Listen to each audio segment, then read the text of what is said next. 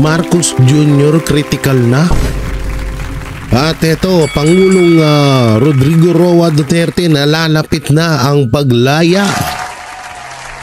Ay, grabe itong mga pag-uusapan natin ngayon, mga Banateros. Welcome back to my YouTube channel, J. Guevara TV nga po pala. Isa sa mga Banateros Brothers. At eto na nga, pag-usapan na ho natin itong latest update po sa kalagayan ni Pangulong Rodrigo Roa Duterte at yung mga di umano ay may sinugod. May sinugod na isang, sabihin na natin si Marcos daw, ha? Si Marcos daw. Allegedly. Ito ay titignan ho natin kung totoo o hindi, no? At ito po ay hindi po nanggaling mismo. Magre-reaction lamang ho tayo. Baka kasi makulong eh. Baka kasi makasuhan na naman tayo eh. Sinabi na naman, fake news na naman, J. Guevara. Pero yun nga, no? At dinala nga daw itong si Pangulong Bongbong Marcos sa ospital dahil sa condition daw nito. Kasi nung nakaraan po, sa tutusin, wala naman talaga tayong pakialam dito.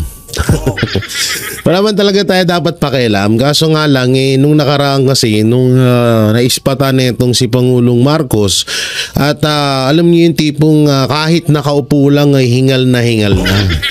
At iba na rin yung aura niya. So, medyo nag-aalala. Wow, nag-aalala ka, Jay? Medyo may mga balita na itong si Pangulong Marcos daw ay may matinding karamdaman. So, yan yung titignan natin. Ayan po yung titignan natin. Pero ito po yung masasabi ko sa inyo. Alam nyo, kapag ikaw ay naging masama, pag ikaw ay mabuti, no, ikaw ay talagang naging demonyo sa isang bansa, sa isang lugar, ay yung tadhana na talaga ang maniningil sa iyo. Kahit gaano ka pa kayaman, kahit gaano ka pa kapangyarihan, kahit ang higaan mo ay ginto, kapag siningil ka ng karma, pag ikaw ay talagang hinatulan na ng pagdurusa dahil sa mga nagawa mong kasalanan, ay talagang hiwalang sinisino yan. Kahit presidente, maging hari, maging kung sino ka pa pinakamalakas na tao sa buong mundo, kapag binigyan ka ng Panginoon Diyos ng isang karamdaman na talagang pagdudusahan mo habang buhay, talagang hindi ka dyan makaka-atras. At alam naman natin, alam nyo, yung isang pamilya na talagang lintik ang nangyaring nakawan. Oo, lintik yung nakawan, lintik yung ginawa nila dito sa ating bansa, ay siningil ho sila ng unti-unti.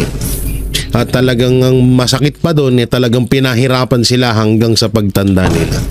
No, alam nyo, yung mga demonyo at mga na tao talaga, yung mga halangang bituka. Ako gusto ko talaga na hindi naman masamang yung parang pinapatay mo na yung tao kahit na buhay pa. Hindi naman ganun, no? Pero kadalasan kasi pag yung isang tao na yun may pagka-demonyo talaga. So makakaisip ka talaga ng di maganda.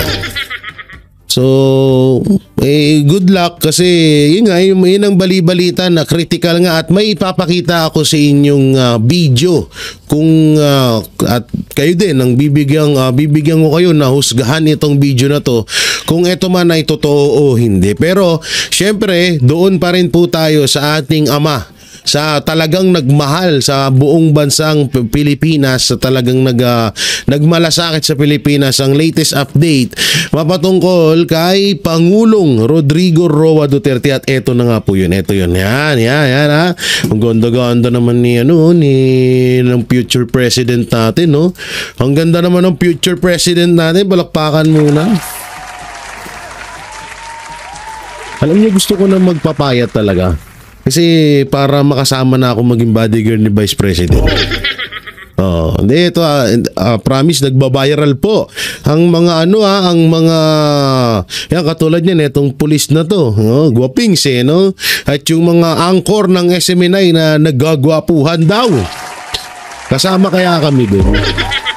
Kasama kaya ang Banateros doon sa mga nagagwapuhang anchor ng SMNI? Oh, di tayo kasama doon, no? Kasi di sa totoo lang, lahat to ng mga ba't lumakay? Lahat to ng anchor ng SMNI talagang mga artistahin nandiyo sila Sir Franco, Sir Carlo, marami sila Jade, sila Sir MJ, Admar, sila ang dami nila talaga. Kaya nga ngayon ay nagba-viral lalo sa TikTok dahil ang pupogi daw ng mga anchor ng SMNI. Pogi na, totoo pa magbalita, ganun dapat no? Yung iba, churarat na nga, fake news pa. So ito, panoorin po natin ang latest update kay Pangulong Rodrigo Roa Duterte. Pasok, future president. Hindi ko siya mapakausap sa inyo kasi baka bawal. So, baka mawala yung telephone privilege ba. So, yes. Narinig niya kayo. Narinig niya kayo and sabi niya na please extend to them my thank you and we should all hope for the best. Please I extend to them my thank you and we should all hope for the best. And sinabi din niya na lahat ng everything that I did was for my country, whether that statement is acceptable or not. But that is my statement. Everything I did for my country. Yeah, BP, so ang haba ng pag-uusap ninyo, how is he? Is he taking his medicines properly? Meron bang special nurse na or doctors na tumitingin doon just to make sure that he gets all his medicines? Yes, there is a doctor supervising his medical plan. Earlier this morning, I talked to the doctor and then I was asking if she can explain to me what they are doing. But there's a doctor-patient confidentiality about that. So I just asked her, just take care of him. And she said that she's doing that. And her visits are frequent with with President Duterte because of his age, and she understands that he has medical conditions that need to be monitored. Pero yung mga medicines po niya sa Pilipinas, naiinom naman po niya dito?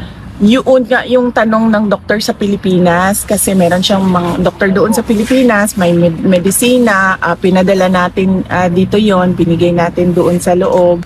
Yun yung gusto makuha ng doktor sa Pilipinas. Pero nagsabi yung doktor dito, sabi niya, hindi niya maibigay yan.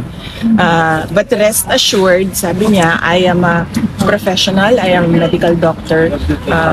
My job is to take care of the patient. Hindi po ba kayo worried doon, VP? Well, of course, worried tayo, diba? But we just have to trust them that they are professionals, no? At alam nila kung anong ginagawa nila. At nandoon naman na lahat ng records, no, na-submit natin sa kanila kung ano yung mga ginawa ng mga lab tests, ano yung mga diagnosis ng mga doctors noon. So at least nakikita niya yung history, medical history ni Pangulong Duterte, and nakikita niya siguro ngayon kung ano yung mga nararamdaman, kung meron man, at makadecide siya kung anong mga gamot, kung kailangan man. But I understand. Pero sana talagang maayos. Sana wag sanang demonyuhin yung mga diyan, yung mga nurse diyan sa ICC, no, na nagbibigay ng gamot kasi alam niyo naman iba naman na utak ng mga anti-Duterte. Mga mamaya anong gamot ang ipainom sa kay Pangulong Duterte, no? So mabuti na lang talaga nandiyan si President Sara Duterte. And from the lawyers, unlike daw sa Pilipinas at sa Amerika na mahilig magbigay ng gamot ang doktor, dito daw sa Netherlands, hindi daw ganyan yung doktor. Yes, very very conservative sila sa gamot. And I think siguro maganda din yon, no, Dahil nakita ko isang beses din yung doctor na kasama niya si Pangulong Duterte. Nung nag-request ako ng wheelchair, nagsabi yung nurse na ay hindi pwede kasi kailangan niya maglakad. And sabi ng doctor, you need to use your muscles. So ganun sila dito. Hindi tulad sa atin, no, na parang pag masakit ang ulo, diretso tayo inom ng paracetamol. So hindi ganyan dito. So we just have to trust their healthcare programs and then their professionalism. VP, just a point of clarification. You were on the phone with your father. Aside from visiting him personally, how important is it that you still had to talk to him on the phone? Sino to? Si Maris Umali na naman nagtatanong. Baka mamaya, Maris, ano na naman ano na naman yung i-report mo, ha? Oo, hindi, alam nyo na, hindi, at naaawa ako dyan sa mga, naaawa na rin ako sa mga, sa mga reporter na yan. Alam naman natin din na sumusunod lang sila sa utos, no? Pero sana kahit papano medyo magkaroon tayo ng hiya. Dahil kung parang kahit masama na yung gagawin, susundin at susundin nyo pa rin. No? Kaya dyan sa mga ibang mainstream media, kung ako sa inyo, marami naman trabaho. Hindi mag-resign na lang kayo kung ayaw nyo talaga ng pinapagawa sa inyo. Kaso kung gusto nyo naman, bahala kayo, go lang. Basta puputaktiin talaga kayo ng supporters ng mga Duterte. Ako na nagsasabi sa inyo, kawawa kayo dyan. Apart from visiting him personally. Oo. I have no schedule today to visit him in person. The schedule this afternoon will be for Hanilet and Veronica.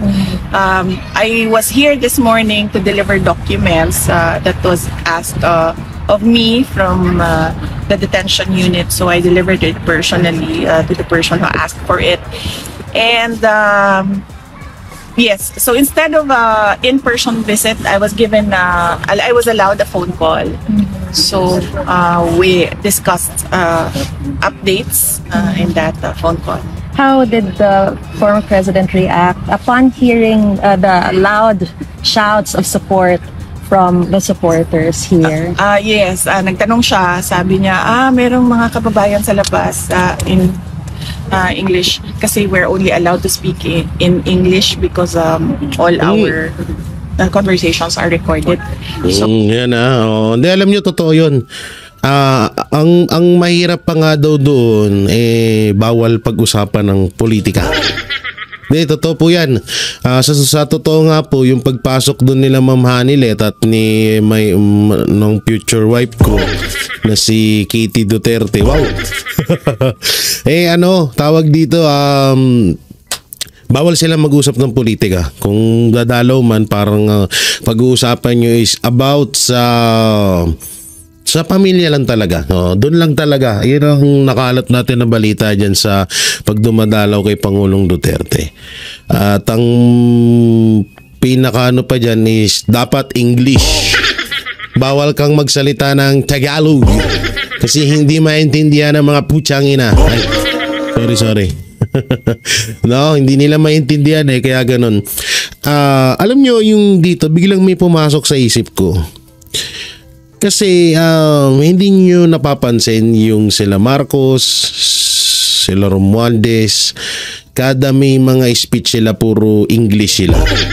Kahit nagdudubidap-dap na si Marcos sa kaka-speech, kahit nagkakabulol-bulol na sa kaka-English, tawag dito puro English talaga yung inano niya, bibihira siya magtagalog. Kasi nga daw, may mga sabi-sabi na gusto daw palaging maintindihan ng mga sabi-sabi dati na parang yung pinaka-boss nila ay parang gusto laging maintindihan, hindi pwedeng magtagalog para alam daw ng mga alam daw ng mga Amerikano kung ano yung plano na sinasabi ni Marcos sa mga kababayan niya. So yun ay lamang yun, parang sabi-sabi lamang, wala po yung pawang katotohanan pa. Isa yung hula-hula ganun. So tuloy natin. So, sabi niya, ay mayroong mga kababayan sa labas. Yun, sinabi niya, please extend them my thank you we all hope for the best. And everything I did for my country, whether that statement is acceptable or not. But everything I did for my country. And I want that message out to the world.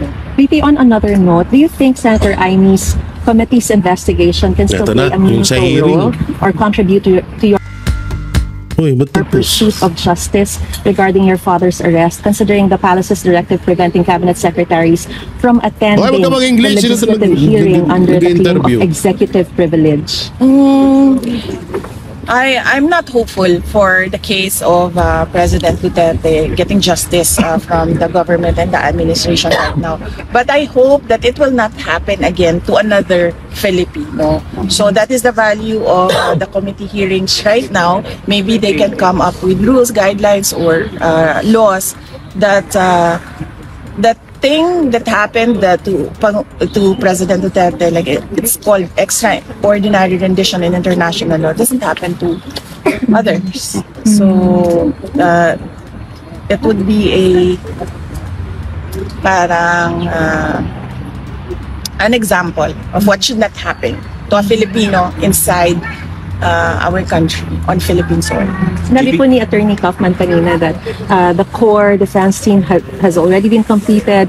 So does this mean that your duty or your task here is finally done before you go back to the Philippines and continue your role as Vice President, even as you continue your role as Vice President while you're here in the Hague? Yes, everything is organized with the lawyers, and there is already a system for the family with regard to the visiting here in the detention unit. So yes, and that the last document that is Ganda ni needed VP Sara, I no? delivered it this morning. Alam mo, kung siguro hindi to naging politika to si VP Sara, pwede pang ano to, artistahin no? Oo. Tapos matapang pa. Ganda talaga ng mga Duterte, ba talaga itsura niya? To the person inside who asked for it. So yes, my task is done itself. And that, Well organized. does that mean that you're ready to go home? Yes. I'm excited to go home. I just booked the travel arrangements. Will you seek legal aid from the Pero ito maging alert ho tayo kasi yung mga pag-uwi-uwi daw ni Vice President Sara Duterte, parang may mga plano na naman ang anti-Duterte na parang haharangin nila si Vice President Sara Duterte na makauwi ng Pilipinas. Parang yun yung mga sabi-sabi, pero syempre maging alert ho tayo mga kababayan. Mahirap na kung nagawa nga nila kay Pangulong Duterte na maganda naman yung ginawa sa Pilipinas, lalong-lalong na rito kay kay Vice President Sara Duterte. Ito yung isa sa mga tinik o tinatawag na tinik sa kanilang lalamunan.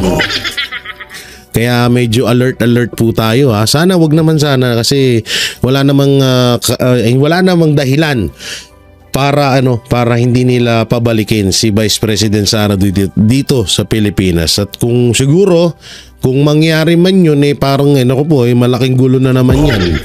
Baka yan ayan na talaga ang tumulak sa taong bayan para mag people's power. Kaya sana hindi matuloy So yun, panoorin natin to. ICC? I do not know what the discussions of because there's lawyer-client privilege. So I do not know the discussions of Nick and Attorney Kaufman and the former president with regard to professional fees. Vice President, you say your father's message to the rest of the world is everything I did for my country. How should the rest of the world may Amerikano Anong pakialam sa bansa natin yung hayop na yan? Joke lang. Pati Amerika talagang tutok sa issue ng talagang sinusubaybayan nila ang mga Duterte. Galing. It's about an acknowledgement of responsibility, or can you help us understand what he means by that? Unfortunately, I cannot speak beyond his words. So I guess he expected that there would be different interpretations because he said whether that statement is acceptable or not, That is my statement. So, but unfortunately, I cannot give you an interpretation, and I do not want to go beyond his words. We were cut during our interview a while ago about alliances. Yes, ma'am. Sorry. Yeah. Alliances. So I discussed that with Senator Robin Padilla because he's the remaining. Because there were two of them before. The chairman, former president, decades na siguro yung negosyo niya. At to him, she recently received her papers. Forward ko kasi doon tayo sa mga talagang baka may sinabi dito si Vice President Sara Duterte patungkol sa hearing. Visiting you, explaining. VP, you've experienced the Dutch bureaucracy and the other good things about the Netherlands, or bad things about the Netherlands. Meron ka bang, are you going to get some takeaways and which probably might help you also craft policies when you come home? Yes, ma'am. That question was asked last Tuesday. And I discussed one of my takeaways in the Netherlands is the mobility. So here in the Netherlands, you can choose. The person can choose how am I going to go around the Netherlands, or how am I going to go around The Hague. So I can walk, I can use a motorcycle, I can bicycle, I can use Uber, I can taxi, I can use the tram. Is that what you call it? No, the tram, and then there are the trains. So the person has a lot of options. Unfortunately, in the Philippines, we do not have that. In Davao City, when I was mayor, I know and I knew the importance of mass transportation. That's why we started the high priority bus system during the term of President Duterte. Sadly, this is not a project that the current administration is supporting, but that it is very important that a country has a very good mass transport system. So that is one my takeaways in the Netherlands. And not seen anything bad, ma'am. I've been walking here, we only take a taxi when we are almost late. But otherwise, we just walk. So never, although I see the cigarette butts on the... So ito baka kasi maboring na kayo. May inaayos lang ako. Ito, panoorin ho natin tong balitang ito kay ano bang title nito? Ang nakalagay ay mga sakripisyo ni PRRD noong pandemya. Yan, ikinuwento ni Ma'am Hanilet. So panoorin ho natin. Pangulong Rodrigo Duterte, ang mga sakripisyong hindi batid o alam ng publiko na ginawa ng dating Pangulo noong nakasagsagan po ng COVID-19 pandemic. Kasabay nito, nagpaabot din siya ng taos-pusong mensahe kay Pastor Apollo C. Kibuloy at sa mga miyembro ng Kingdom of Jesus Christ. Narito ang exclusive report ni Anton Cero. Binigyang diin ni Hanilet Abansenya ang dedikasyon ni dating Pangulong Rodrigo Duterte sa bayan noong pandemya, kung saan nagpatuloy siya sa pagtatrabaho kahit tinamaan na ng COVID-19. Sa eksklusibong panayam ng SMNI, inalala ni Hanilet Abansenya ang sakripisyong ginawa ni dating Pangulong Duterte noong panahon ng pandemya. Ayon kay Hanilet, lingid sa kaalaman ng publiko, nagkasakit ng COVID-19 ang dating Pangulo, ngunit mas pinili nitong ipagpatuloy ang trabaho sa kabila ng mahina niyang kalagayan. Nakaalam ng tao kung ano ang ginawa niya para sa mga Pilipino. Ako alam ko personally because there were instances when he was president, hindi nyo alam yan, na almost hindi siya makalakad kasi tinamaan siya ng COVID, but we have to keep that from you. Miski na frail na yung ano niya, that at the time he would insist having cabinet meetings. Ganun niya kamahal ang bansa at ang Pilipino. Binigyang din niya ang determinasyon ni Duterte. Hindi, alam nyo itong sinasabi ni Ma'am Hanilet, ito talagang ako naniniwala talaga ako dito kasi nung mga kung matatandaan nyo, no, alam natin si Pangulong Duterte talagang matikas, talagang maliksi. Wala kang makikita na, alam mo yun, parang nangina siya. Pero nung pandemya, talagang doon ko mismo nakita na talagang parang yun nga, bumagsak ang katawan ni Pangulong Duterte noon. Talagang doon mo nakita na talagang siguro kaya nagkaganon dahil nga may karamdaman siya, pero talagang pinilit niya pa rin na mas unang asikasuhin tayo kaysa sa sarili niya. Ang galing talaga ni Pangulong Duterte. Hindi talaga matatawaran ng sakripisyong ginawa niya para sa bansa natin.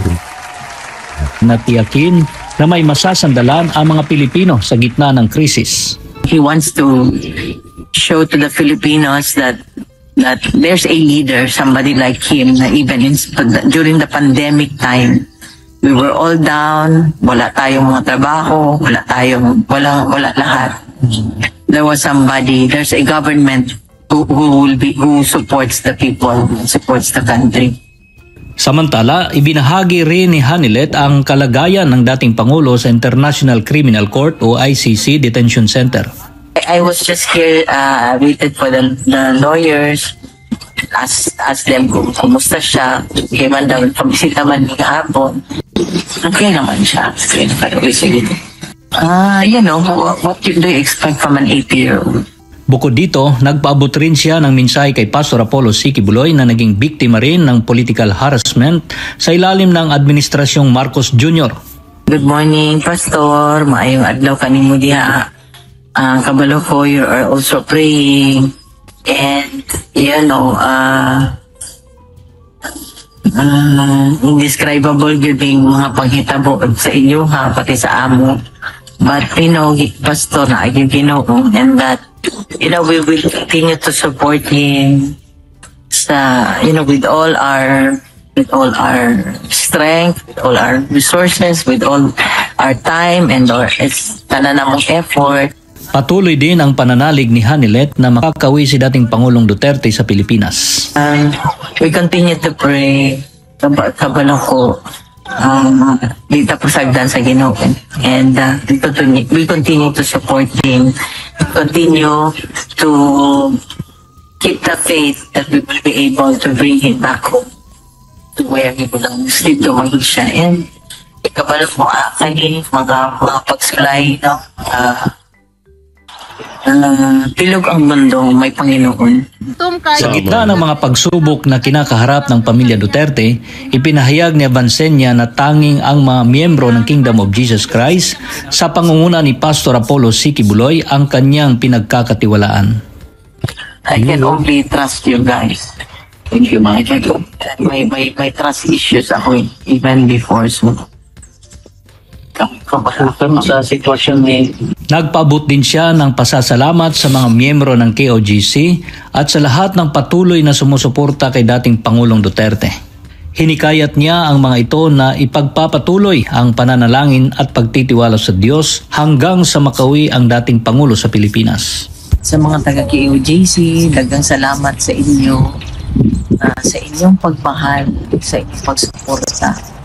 Kabalo ko, in spite of what happened sa inyo, to continue to be with us especially at this time sa aming pagsulay. And to all the supporters, I hope and pray na itabuon lang sa pagsuporta, pag-ampo, kay wala gyud sakit.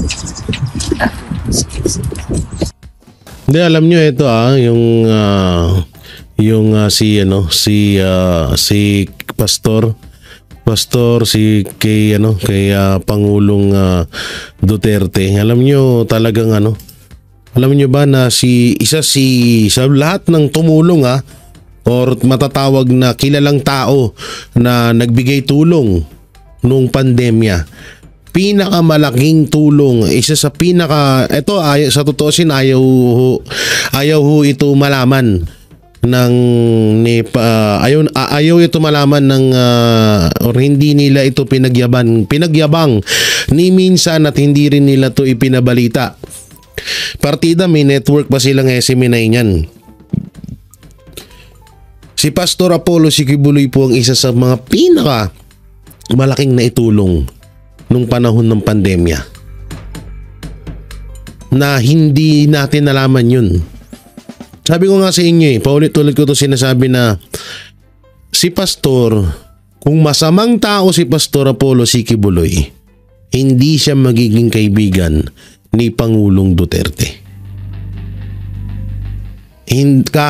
Kahit sino ka pa, sabihin man na kaibigan ka ni Duterte, kapag ikaw ay isang tarantadong tao, isa kang may ugali kang demonyo, talagang susuwagin at susuwagin ka ni Pangulong Duterte. Ganyan siya. Pero dito may kita nyo, ito yung patunay na talagang yung lahat ng ibinibintang kay Pastor ay talagang isang pawang kasinungalingan lang. At si Pangulong Duterte ang isa sa ebidensya na kung gaano katotoo na matulungin, may malasakit at karapat-dapat na maging senador etong si Pastor Apollo C. Quiboloy, dahil kay Pangulong Duterte yun. Siya yung naging patunay talaga.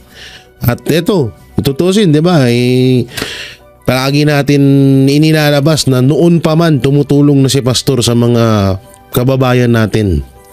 Hindi nga lang siya katulad ng ibang mga tao na konting may iibigay lang na ganito, pinagmamalaki na. Si Pastor hindi. Yung pangangandidato nga ni Marcos Jr. Di ba? Bilyon po ang ginastos ng KOJC. Ni minsan hindi nagyabang, hindi nanumbat ang KOJC or si Pastor na bilyon po ang ginastos nila sa pangangampanya ni President Bongbong Marcos. Pero anong nangyari? Nung natapos na ang kailangan ni Marcos sa KOJC at lalo na kay Pastor, ayun na, tsapwera na sila. Yun yung tinatawag na wala talagang utang na loob itong mga tao na to. Nag-iisa lang po ang SMNI na talagang umalalay kay Marcos Jr. nung panahon ng eleksyon. Dahil nga, kaya nila ginawa yun dahil kay Vice President Sara Duterte. At ayun nga masakit dun, kung sino pa yung talagang malaki ang naitulong sa administrasyong Marcos, na kung bakit sila nakatungtong ulit sa pagiging presidente, paano sila ulit makabalik. Yung mga tumulong na yun, yung pa yung mga talagang una nilang winalangya at ginipit. At yung mga matagal nang kumakalaban sa kanila, yun pa yung kinampihan nila ngayon. Ganyan sila manggagamit. Katulad na lang niyan, yung mga NPA na pag-alagala dyan sa gobyerno, na may mga sari-sariling posisyon na kahit convicted na, pag-alagala pa rin. Yung mga network na dating nagpi-fake news, dating kumakalaban kay Marcos, kakampi na nila ngayon. Yung SMNI na totoong balita, SMNI na lahat ng pagbabalita ay walang halong kasinungalingan, pawang katotohanan lamang, una din nilang ginipit. Tinanggalan ng prangkisa, yung mga page, mga channel, pinagbubura, binubura nila, inire-report. Ganun, 'di ba? Sobrang walang niya. Kaya ito rin, isa rin tong nagpapasalamat din kami kay Ma'am Hanilet dahil yung pagkasabi nyo po ng ganito ay isang malaking patunay din ho niyan na kung gaano kabuting tao si Pastor Apollo C. Quiboloy at kung gaano siya magmalasakit sa bayan. Sabi ko nga sa inyo, ako lubos akong nagsisi kasi ang haba ng panahon na binatikos ko si Pastor, kahit kaibigan siya ni Pangulong Duterte noong mga panahon na yun. Kasi may mga naririnig ako na hindi ako naniniwala . So nagsisisi ako na bakit ko nagawa yun at bakit ko siya hinusgahan agad. No, kaya nga sa tutusin kay Pastor din kami natuto na alamin mo muna ang tunay na nangyari. Alamin mo muna kung sino yung tao na yun. Pag-aralan mo kung ano ba talaga yung tunay na kwento bago mo siya husgahan. Si Pastor po ang nagturo sa amin yan nun. Kaya ako ay talagang nagpapasalamat at linawan ako. At nagpapasalamat din ako dahil nakilala ko itong dalawang bayani ng bansa natin. Siguro isa na rin yan sa pinakamalaking regalo ko sa buhay ko na nakilala ko, nakasama ko, nakausap ko, nakamayang ko, talagang nakasama ko ng ilang oras etong dalawang bayani na may tuturing natin mga bayani, mga buhay na bayani ng bansang Pilipino. Siyempre walang iba kundi si Pangulong Duterte at si Pastor Apollo C. Quiboloy. Grabe. Kaya ako talaga sobrang napakaswerte ko dahil alam mo yun nakasalumuha kung itong dalawa na to. So bago natin ipakita yung video na yun yung critical na daw si Marcos. So dito muna tayo sa nangyaring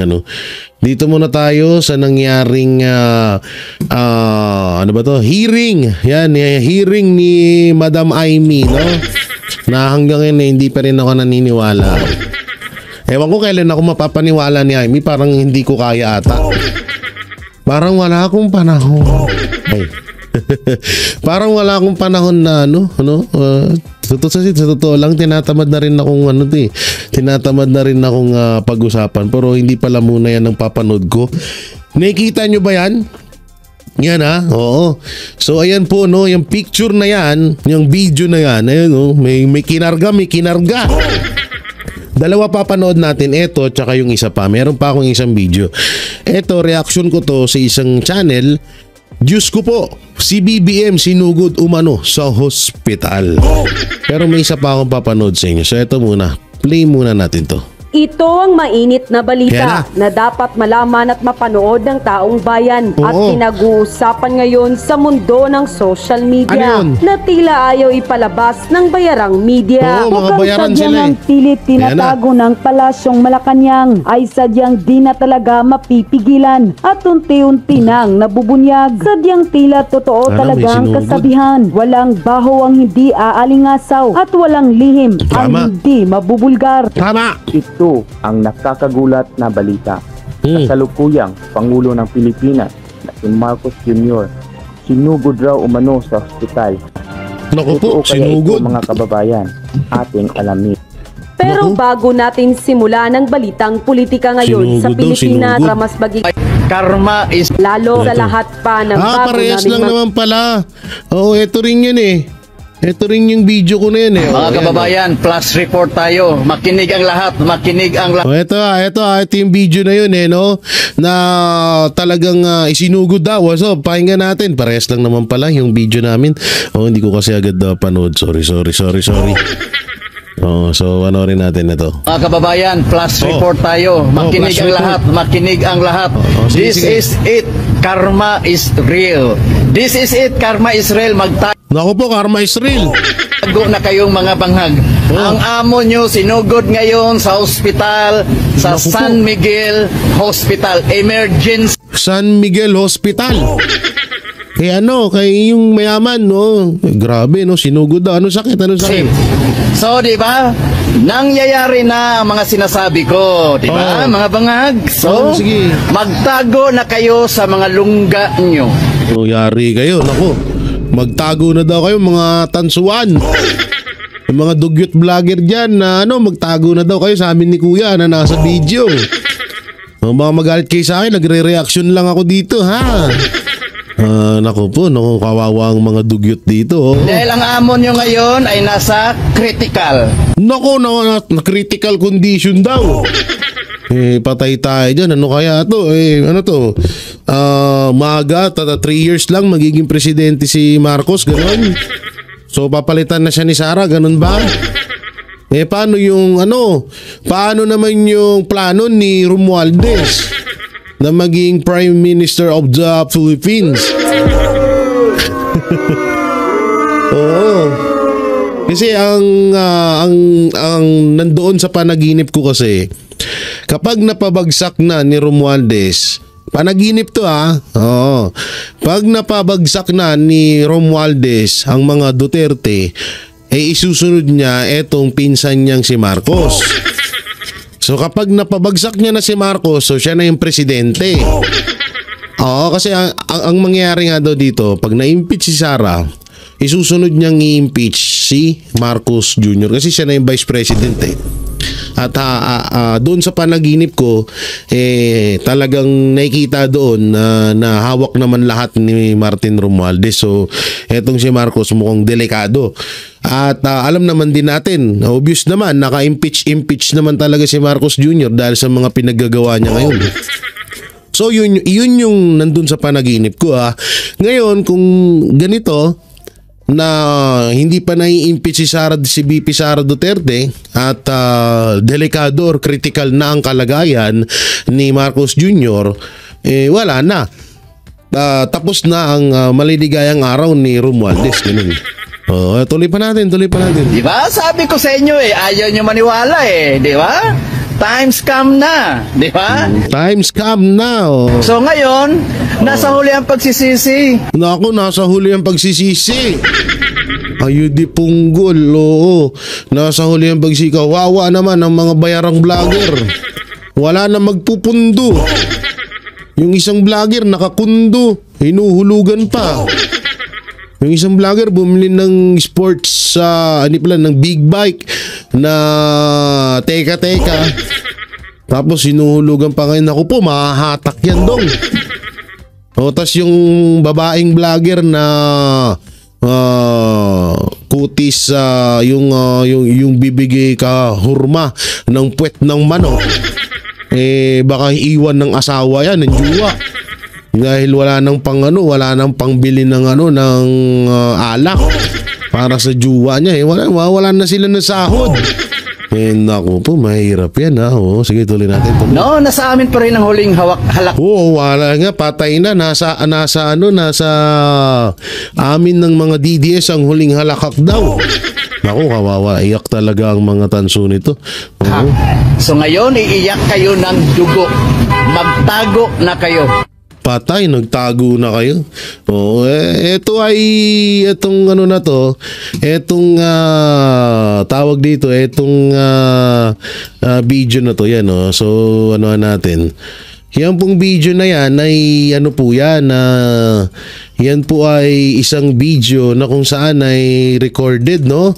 At wala tayong kinalaman dyan. Tayo ay nag-reaction lamang sa videong ito, ha? Oo, kasi baka mamaya may may chupulangkot baby ko muna tanga-tanga. Nasabihin nagpapakalat tayo ng fake news. Pero kung ano man ito ay nag-reaction lamang ho tayo. Pero kung ganun man talaga, kung totoo man ho yun, na etong si Marcos ay dinala sa ospital, bukod dun sa wala namang may pake, sa totoo siya, wala rin po akong pakialam. Wala rin po akong pakialam kung anong mangyari kay Marcos. Basta ang pakialam ko ho ay kay Pangulong Duterte, no? So, ewan ko na lang kung totoo po ito. Siguro mag-update na lang tayo. Tayo ay hindi naman po tayo nananalangin na mamatay na sana si Marcos, di ba? So, hindi naman ho tayo ganun. Kahit na against po tayo sa mga ginagawa niya, syempre tao pa rin po yan. At tao ba talaga? At syempre kailangan din nating wag naman ho tayong ganun, no? Okay, pero kung talagang mamamatay na siya, wala, panahon talaga, ganyan talaga buhay, unahan lang. Malay mo sa susunod yung pinsan mo naman ay hindi, yun ay nag-reaction lamang tayo doon sa video, na kesyo critical nga daw. Kasi nga ito rin naman din nung nakaraan, etong si Marcos Jr. ay talagang naispatan na parang alam niyo, naispatan siya na hinihingal. Oo, tapos parang maga daw yung mukha, ganun. At nakita ko din naman yung video na yun. Alam nyo, ako po ay sobrang taba, ha? Yung hingal ko dito, baka sabihin nyo, kasi may mga nagko-comment, Jay, ba't kayo hiningal? Hindi, yung mic ko kasi hindi ko pa naayos, kaya yung paghigop ko ng hininga, ganyan. inadidetect ng mic. So, wala akong problema doon. Ako po, sobrang taba ko. Ang bahay ko dito ay 3rd floor. Wow! No, ang bahay ko rito ay 3rd floor at maya't maya po akyat baba ko, no. Pero hindi ako hinihingal ng katulad ng hingal na nakita ko kay Marcos Jr. Pero siguro baka parte na ng aging or sa edad. Hindi ko alam kung ilan taon na ba si Marcos. Alam mo sa totoo, si Marcos lang yung naging presidente na wala talaga akong pakialam sa buhay niya. Totoo lang talaga, no? So, baka ganun, baka sa edad at baka sa puspusan na trabaho. Puspusan na trabaho. Kasi bali-balita natin, sobrang sipag daw nito ni Marcos Jr. Oo, tingnan nyo naman, ang daming project sa Pilipinas. Diba? Ang daming project sa Pilipinas, yung mga build project ni Pangulong Duterte, itinuloy niya lahat 'yon. Diba? At sobrang matanawin ng utang na loob. Diba? Matanawin ng utang na loob si Pangulong Marcos. Alam naman natin sobrang siya na ata ang maituturing na the one and only best president ever. Ha? Siya na ata yung maituturing natin na papangalawa sa pinakamagaling na presidente kay Pangulong Duterte, no? Palakpan natin si Marcos.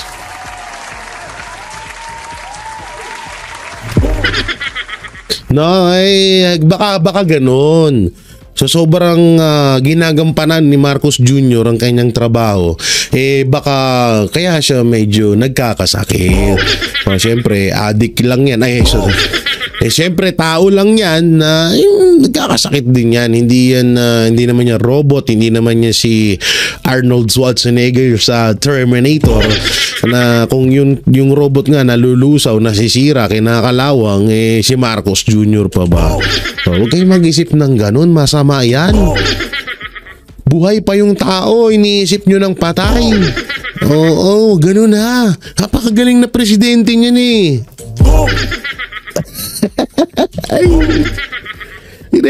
Eto, imagine ko lang. Ang hirap pala talaga magsinungaling, no?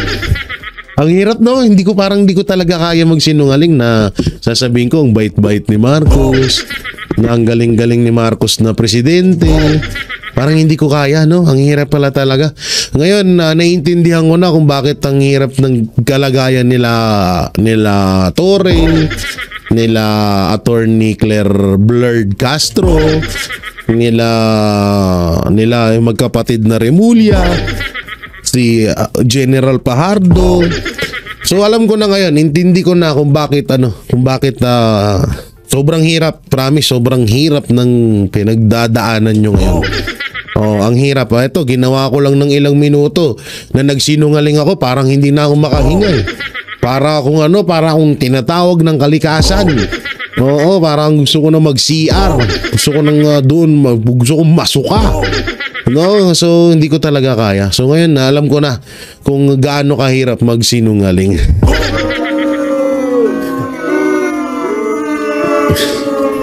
So yung mga banateros, mga kabiyaya, anong maiko-komento nyo dito sa mga napag-usapan natin? Comment nyo lang po dyan sa baba. Siyempre, don't forget to like, share, comment, and subscribe sa ating YouTube channel. Paipindot na lang din po yung bell button para lagi kayong updated sa ating mga video araw-araw. At siyempre, pakidamay na lang po yung aking join button dyan at ating super thanks. At mega love shoutout sa lahat ng Hero Abroad, OFW, sa mang panig na mundo, at sa ating mga mahal na senior citizen na patuloy na sumusubaybay sa Banateros Brothers, SMNI, at siyempre sa aking channel na J Guevara TV, at sa aking mga kapatid na sila hindi man kami magkakamuka at di hamak na mas gwapo ako sa kanila. Yan, nandiyan po sila Banat Bay, Coach Oli, Busdada, Master Judea, Paring RJ, at syempre the one and only handsome of the Banateros Brothers, J Guevara TV. Hype na outro yun ha. So yun, ingat po kayo palagi. God bless and peace and bye bye.